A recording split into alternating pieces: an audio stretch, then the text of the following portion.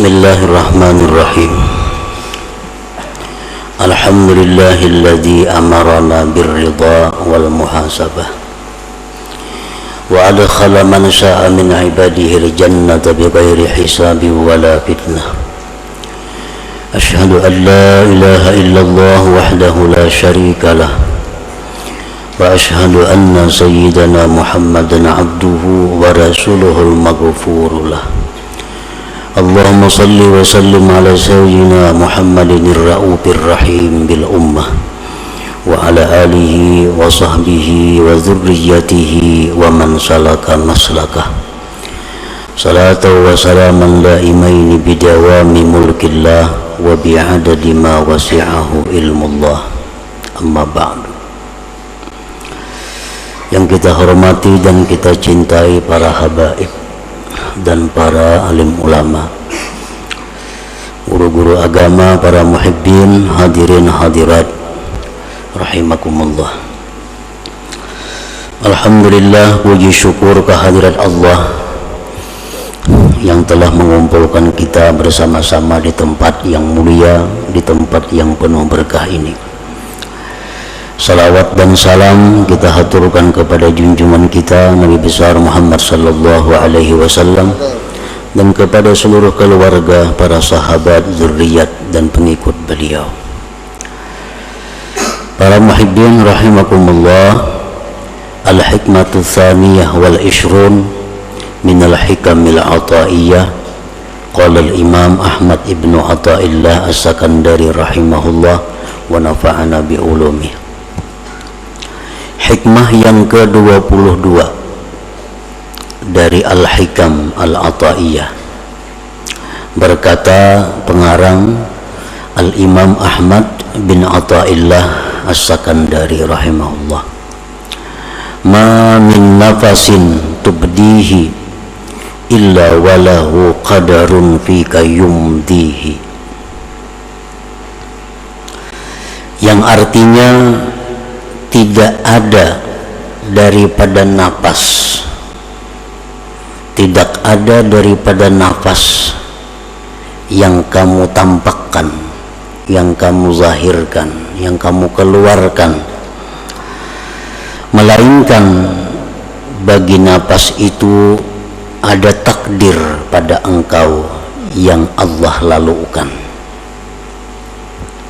Nah, itulah arti daripada hikmah yang ke-22 ini. Yang maksudnya adalah inna anfasaka wa anfasa ghairik qad ammahal qadar. Sesungguhnya napas-napas engkau dan napas-napas selain engkau sungguh telah meliputi akan dia oleh takdir. Jadi seluruh napas-napas kita ini dan napas-napas orang lain itu semuanya tidak lepas dari takdir Allah. Walaupun satu napas, tidak ada yang keluar daripada takdir Allah.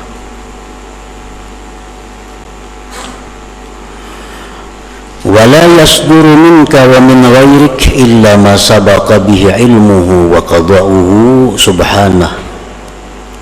Dan tidaklah timbul napas engkau,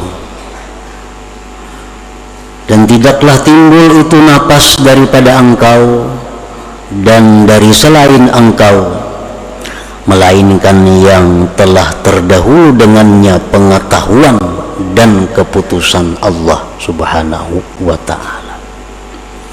Artinya seluruh napas kita ini dan napas orang-orang lainnya itu sudah dahulu kala diketahui oleh Allah dan sudah dahulu kala ditentukan oleh Allah subhanahu wa ta'ala. Falazimaka an tarda bi qada'ihi wa qadarihi, maka wajiblah engkau bahwa ridha dengan keputusan Allah dan takdir Allah itu. Wajiblah engkau ridha dengan apa-apa yang ditentukan dan ditakdirkan oleh Allah. Wa hakikatur ridha an la ta'tarida 'ala Allah subhanahu wa ta'ala, dan bermula hakikat ridha itu adalah bahwa engkau tidak mengiktirad, bahwa engkau tidak membahas, bahwa engkau tidak menentang apalagi marah atas Allah subhanahu wa ta'ala. Nah, para muhibbin rahimakumullah, orang yang marah kepada Allah berarti adalah orang yang tidak ridha dengan Allah. Bisakah manusia, bisakah kita ini marah kepada Allah? Allah di akhirat nanti akan menanyakan kepada kita, wahai Fulan bin Fulan, engkau pada hari anu, jam anu, kenapa marah kepadaku? Wahai Fulan bin Fulan, engkau pada hari anu, tanggal anu, jam sekian, kenapa engkau mencela, mencaci makiku? Seorang hamba ini bertanya kepada Allah, wahai Tuhanku, aku tidak pernah marah kepadamu, aku tidak pernah mencaci makimu. Kata Allah, tidak, kau pernah marah kepadaku. Kapan kau marah kepadaku? Di waktu kau marah kepada hambaku. Kapan kau itu marah kepadaku? Di waktu kau marah kepada hamba-hambaku.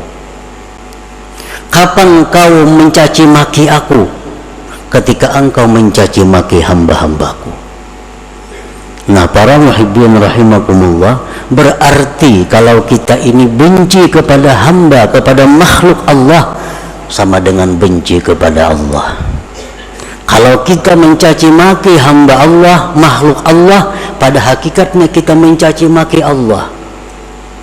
Rasulullah SAW bersabda, la tasubbud dahra fa innallahu wad-dahru. Jangan kau mencaci maki terhadap masa. Jangan engkau mencaci maki keadaan-keadaan. Sesungguhnya Allah itulah yang mencipta keadaan-keadaan itu. Nah, para muhibbin rahimakumullah,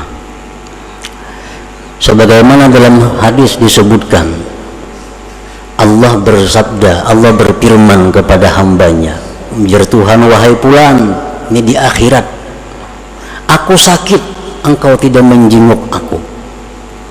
Wahai Fulan, aku lapar, engkau tidak memberi makan kepadaku." Ujar si hamba, "Ya Allah, bagaimana engkau itu bisa sakit? Engkau Tuhan." Kata Allah, "Hambaku itu sakit, tapi kau tidak membisuknya."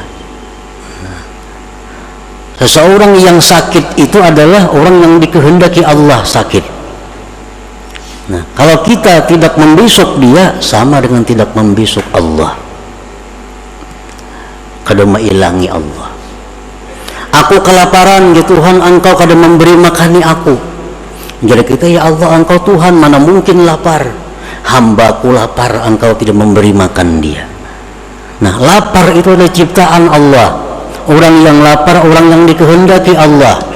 Kalau kita kada memberi makan kepada mereka, sama tidak memberi makan kepada Allah. Nah, jadi sangkut pautnya dengan yang kita baca ini adalah bahwa kita wajib ridha dengan apa yang ditentukan oleh Allah Subhanahu wa ta'ala, karena setiap napas kita dan napas selain kita itu pasti ada takdir yang meliputinya. Para muhibbin rahimakumullah, Allah Subhanahu wa ta'ala berfirman, "Wallahu khalaqakum wa ma ta'malun." Allah yang menciptakan kamu dan menciptakan segala perbuatan kamu. Itu Al-Quran. Bila mana kita belajar tauhid sifat 20 umpamanya, atau yang lebih tinggi daripada itu, kita mengenal tauhid af'al. Nah, kita mengenal tauhid af'al. Arti tauhid af'al itu apa? Mengesahkan perbuatan-perbuatan. Maksud mengesahkan perbuatan-perbuatan itu apa? Mengitikadkan di dalam hati bahwa tidak ada perbuatan dalam alam semesta ini melainkan perbuatan Allah Subhanahu wa ta'ala. Nah, itu tauhid af'al.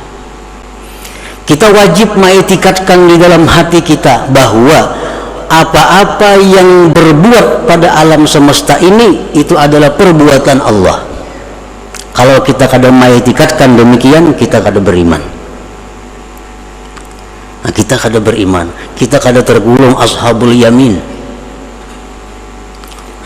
Seluruh perbuatan yang kita lihat, kita dengar di alam semesta ini adalah perbuatan Allah Subhanahu wa ta'ala. Nah, ini tauhid af'al ngarannya.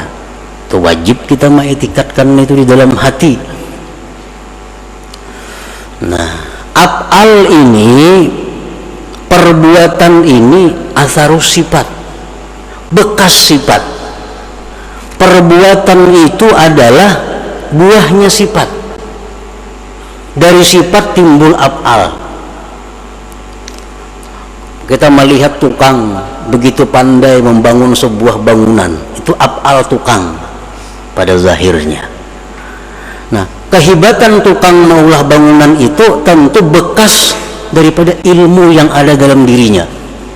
Ilmu sifat. Ilmu sifat. Jadi karena adanya sifat ilmu dalam diri si tukang ini, timbullah perbuatan membuat gedung, membuat rumah yang bagus.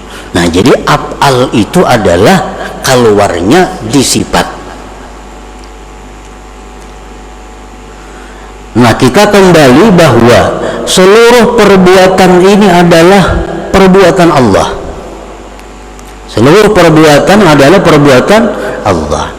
Dan perbuatan Allah itu, fi'il Allah itu bekas dari sifat Allah. Bekas dari sifat Allah. Dan sifat Allah itu banyak. Sifat Allah banyak. Tetapi kesimpulan dari banyaknya sifat Allah itu dibagi dua. Ada sifat Allah yang dinamakan Al-Jamal, ada sifat Allah yang dinamakan Al-Jalal. Al-Jamal ini artinya keindahan, keelukan.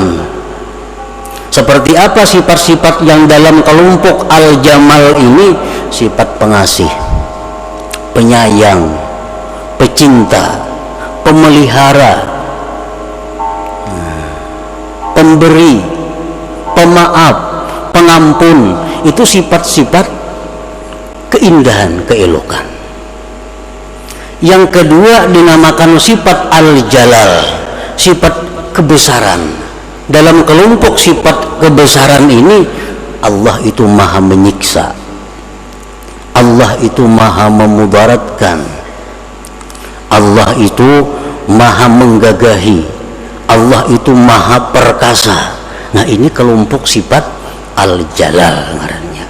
Jadi seluruh perbuatan-perbuatan yang ada kita lihat ini, itu kada lepas daripada antara dua. Bisa Al-Jalal, bisa Al-Jamal. Bisa keelukan, bisa kebesaran. Nah, para muhibbin rahimakumullah, kalau kita melihat manusia, nah manusia ini orangnya penyayang, pemaaf, tutur katanya lembut, dikawani nyaman, dikawani kada suah membahas.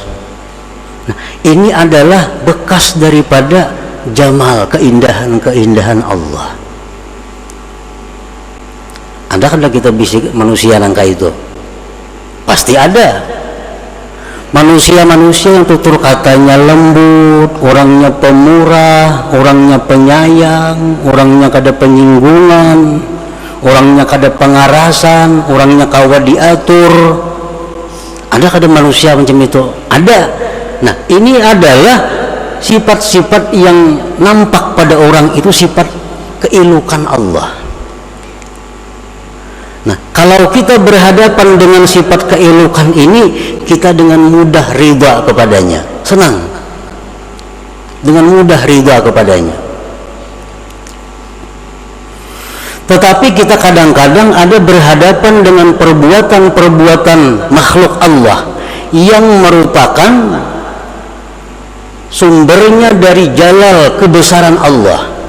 Orangnya kasar, salah sedikit tersinggung, salah sedikit bisa kada memberi, salah sedikit bisa menghantam. Nah, ada kada manusia macam itu? Ada. Kada kawat salah, oh amuk. Nah, ini adalah manusia-manusia yang merupakan perbuatannya itu dari sifat jalal kebesaran Allah. Nah, kita dituntut untuk juga ridha kepada orang seperti ini. Kita dituntut juga untuk ridha dengan orang seperti ini. Jangan hanya ridha kepada yang jamal tadi, nyaman itu. Tapi kita mesti juga ridha kepada yang jalal, karena kedua-duanya adalah sifat Allah Subhanahu wa ta'ala. Nah, di sini kita diuji tauhid af'al kita. Apakah kita tauhid af'al itu hanya sampai dalam kitab? Apakah tauhid af'al kita hanya sampai utak? Apakah sampai ke hati kita? Bisakah kita ridha kepada orang-orang yang kita berhadapan dengan orang-orang yang bersifat berkelakuan al-jalal? Tutur katanya kadang menyamani, padas. Kadang-kadang bisa memukul, kadang-kadang bisa menyindir, kadang-kadang pokoknya ngalih diatur manusia nih. Nah, ini pun adalah dari sifat Allah al-jalal. Nah, kadang-kadang kita marah kepada orang seperti itu, kadang-kadang kita benci kepada orang seperti itu. Nah, di akhirat nanti Allah, kenapa kau benci kepadaku? Kenapa kau marah kepadaku? Biar kita kan udah marah kepada engkau, ya Allah. Ya Tuhan, tuh ada hambaku nang ceribit, kenapa engkau marah kepadanya? Ada hambaku nang keras, kenapa engkau marah kepadanya? Berarti kau marah kepadaku. Karena sama-sama dari sifat Allah Subhanahu wa ta'ala. Nah, inilah kita dituntut dengan ridha ini. Falazimaka antarda biqadaihi wa qadarihi wa hakikatur ridha an la ta'tarida 'ala Allah Subhanahu wa ta'ala. Anak, kadang-kadang anak kita ini macam-macam. Ada anak yang merupakan percikan daripada jamal Allah, atau katanya bagus, hormat lawan kuitannya, maasi apa nang dituduhi, memperhatikan lawan kita, sayang lawan kita. Nah, ini anak adalah percikan daripada keelukan keindahan Allah. Kita ridha dengan anak ini, nyaman ridha, nyaman senangnya. Tapi ada anak nang kada kudu diurus, nang kehendaknya, hendak kita kada jalan, jadi kita A nya B, jadi kita ke pasarnya kada mau, jadi kita gawi ini, gawi ampunnya nang jadi. Nah, ini anak adalah percikan daripada jalal Allah. Nah, apakah kita benci dengan anak ini, marah kepada anak ini, berarti kita marah kepada Allah Subhanahu wa ta'ala. Nah, disitulah kita dituntut ridha kepada Allah. Jadi ridha kepada Allah jangan separuh-separuh. Ini nang jamalnya aja nang ridha, tapi urusan nang jalalnya di situ kita benci dan murka kepada Allah Subhanahu wa ta'ala. Nah, para muhibbin rahimakumullah, dan semuaan yang ada di alam semesta ini kada akan lepas daripada dua sifat itu. Apapun makanan. Nah, makanan ini kalau nang percikan daripada jamalnya Allah, dimakan nyaman, menyihatakan awak, rasanya nyaman, harganya murah. Ini jamal Allah, jamal Allah. Ada nang makanan bila kita makan batuk, Ada yang bila tak makan ini meriap dingin. Ini makanan ini percikan daripada jalal Allah. Kadang kau diurus makanan ini. Dan kadang-kadang kedua sifat itu ada pada diri kita.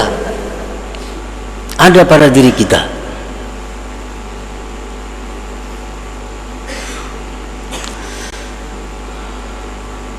Nah, jadi jangan sampai engkau itu menentang atas Allah. Jangan sampai engkau itu marah kepada Allah. Jangan sampai engkau benci kepada Allah. Karena nanti di akhirat kita akan ditaubih oleh Allah. Napa taubih artinya ditumpalakakan oleh Tuhan dosa kitanya. Nah, ikan Tuhan waninya menyeriki aku lah. Waninya ikan ini mendendam lawan aku lah. Di kita asal ada mendendam engkau ya Allah. Nah ya Tuhan, ikan dendam lawan hambaku, ikan dendam lawan bulan bin bulan, engkau marah dengan bulan bin bulan, padahal itu adalah merupakan perbuatan daripada aku. Nah, para muhibbin rahimakumullah,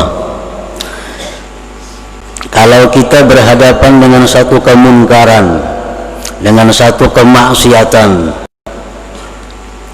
nah di sini yang perlu kita terapkan di dalam hati kita dan di dalam zahir kita, munkar. Allah menyuruh kita membenci yang munkar. Nah, di sisi lain Allah memerintahkan kita supaya ridha dengan apa yang terjadi. Nah, apabila kita melihat satu kemunkaran, ini mesti dua sesuatu yang berfungsi, syariat dan hakikat, kada boleh terlepas. Syariat kita benci kepada munkar, yang kita pandang adalah munkar itu ikhtiar dari fulan bin fulan. Tetapi terhadap kemungkaran itu kita bisa memaklumi, bisa meridai kalau kita pandang bahwa kemungkaran itu adalah perbuatan daripada Allah Subhanahu wa taala. Jadi mesti kedua-duanya. Kalau kita marah kepada yang munkar, jangan marah ke hati-hati, apalagi dendam ke dalam hati, itu keliwatan. Kalau kita melihat yang munkar, jangan setuju, jangan tersenyum, itu pun salah. Tapi bila kita melihat yang munkar, disinilah pedang yang istilahkan ulama dengan pedang yang bermata dua. Satu pedang bermata syariat, dua pedang bermata hakikat. Syariat artinya kita mengeritik, kita merubah kemungkaran, memandang itu ikhtiarnya si pelaku munkar. Tetapi dalam hati kita bisa memaklumi, bisa meridai, karena itu adalah fi'il daripada Allah Subhanahu wa taala. Yang tanpa huruf nih. Kayaknya nang batin dikalawarakan, melihat kemungkaran, tersenyum, ketujuh.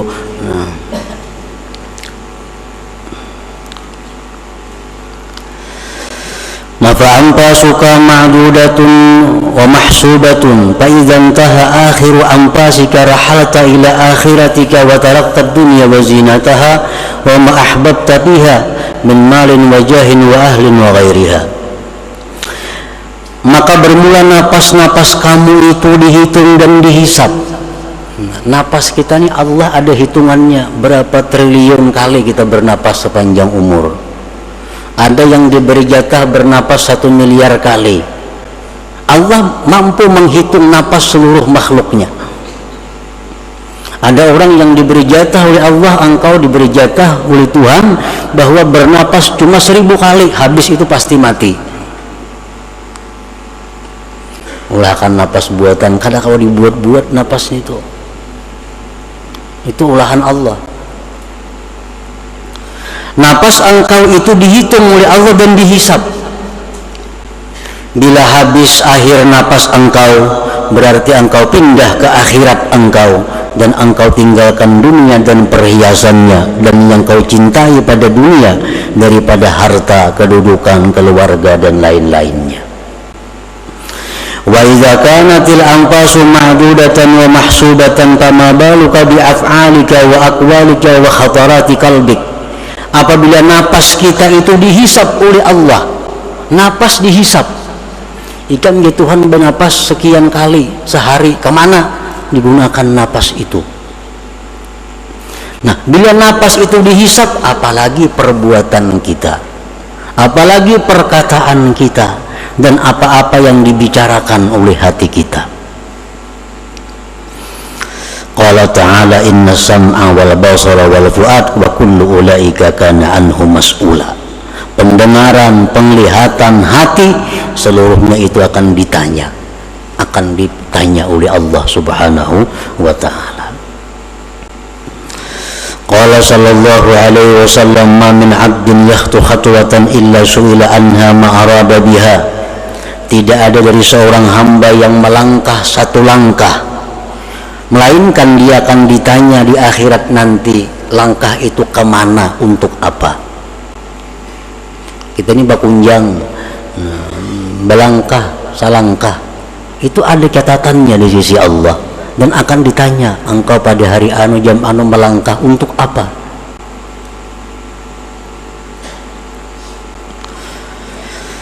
Wa qala Rasulullah sallallahu alaihi wasallam idza kana yaumul qiyamah da'a Allahu bi 'abdin min 'ibadihi fayuqifuhu baina yadayhi fayas'aluhu an jahihi kama yas'aluhu an 'amalihi. Apabila hari kiamat terjadi, Allah memanggil dengan seorang hambanya dari hamba-hambanya. Allah dirikan hambanya itu di hadapannya. Allah tanya hambanya itu tentang pangkatnya, sebagaimana Allah menanya daripada perbuatannya. Nang pangkat-pangkat itu ditanya Allah juga. Kan pangkat apa? Jabatan apa? Di mana ikan dapat jabatan itu, dengan jalan apa? Kamana ikan menggunakan jabatan-jabatan itu? Ditanya oleh Allah. Menjadi pembakal, jadi camat, apalagi bupati, apalagi nang ke atasnya, bukan inting, itu akan ditanya dengan jalan apa engkau dapat jabatan itu. Nah, dan kemana menggunakan jabatan itu, ditanya oleh Allah. Dengan apa dapat jabatan itu? Kayak apa caranya minta jabatan? Imbah menjabat pun kayak apa kelakuannya? Nah, pejabat-pejabat yang paling celaka itu adalah pejabat-pejabat yang mempersulit umat Nabi Muhammad sallallahu alaihi wasallam. Pejabat pembakalkah? Jangan mempersulit. Bila mempersulit, Nabi kita mendoakan sulitkan mereka di akhirat. Bah, kalau sudah Nabi mendoakan itu sudah kiamat. Nah, pejabat-pejabat itu jangan Nabi mudahkan atas umatku urusan mereka, jangan dipersulit. Kalau mempersulit, Allah akan menyulitkan kamu di akhirat. Kalau Allah menyulitkan di akhirat, pasti akan binasa. Orang mula KTP jangan tapi dipersulit. Maulah kartu keluarga, maulah apa, maulah mengirim proposal, jangan dipersulit. Apalagi diintai duit. Kenapa? Bahayanya. Amunnya beriman, takutan itu. Cuma karena tipisnya iman, ya gawian nangka itu. Dikiranya Allah itu buta. Dikiranya Allah kada menghitung. Dikiranya Allah kada menghisap. Padahal Allah akan menghisap, menanya. Nabi kita mendoakan itu. Siapa-siapa yang mempermudah umatku, permudahkan ya Allah dia. Mudah. Tapi siapa yang mempersulit umatku, sulitkan urusannya. Ini orang maulah surat apa, dipersulit, mengkau dipersulit, persulitnya aja kayak apa, bulik-bulik, 4-5 kali bulik. Supaya kada biris. Mestinya orang-orang diberi Allah jabatan itu, diberi amanah itu untuk mempermudah, mempernyaman umat Nabi Muhammad sallallahu alaihi wasallam. Mengatakan pembakal-pembakal, camat-camatnya, hendak selamatnya, hendak selamat. Jangan menyulitkan, jangan menyulitkan. Kenapa? Sebabnya ini mereka ini digaji oleh yang dipersulit ini. Mana orang sudah menggaji dipersulit pulang lah. Nah, itu yang Nabi kita marah besar kepada mereka itu.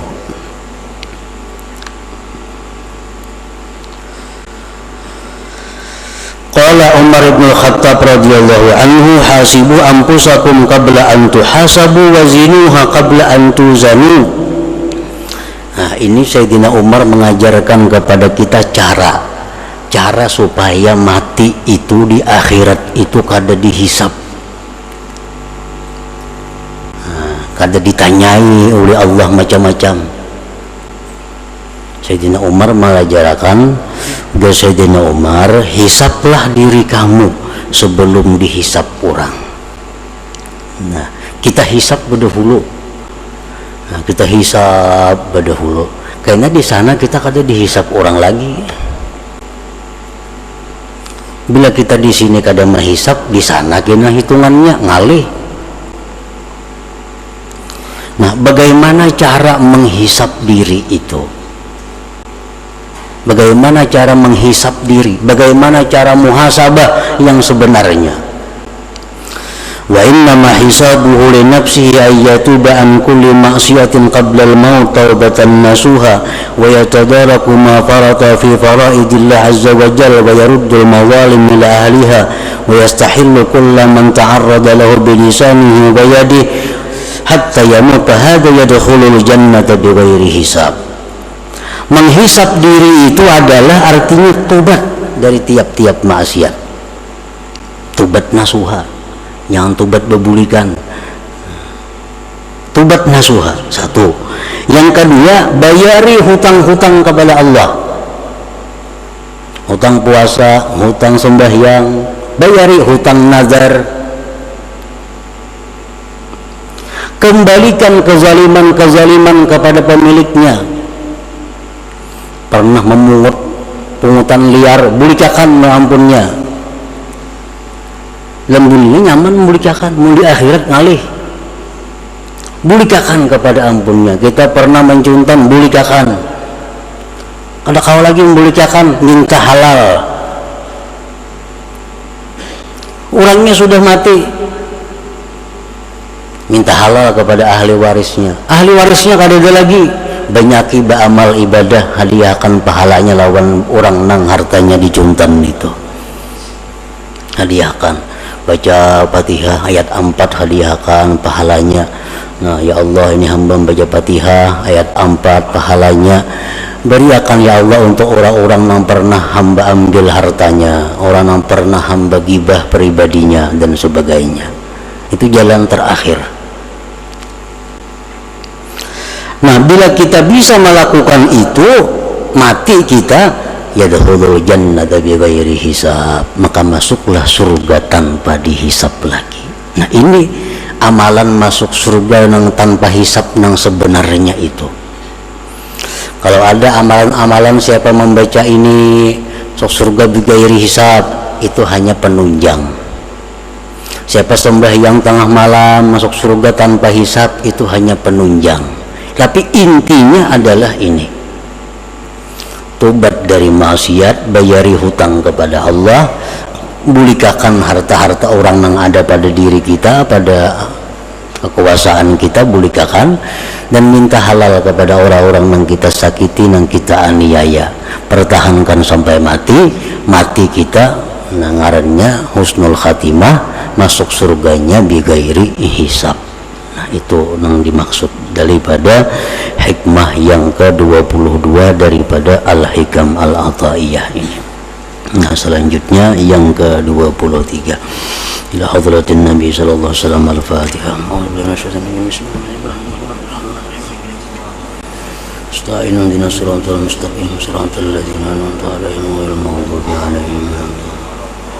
Ya Allah biha, ya Allah biha, Allah biha husnul khatimah. Ya Allah biha, ya Allah biha, Allah biha husnul khatimah. Ya Allah biha, ya Allah biha, ya Allah biha husnul khatimah. ويا أيها الرجل منه شفاعة صلوا عليه وسلموا تسليما. اللهم صل وسلم وبارك عليه.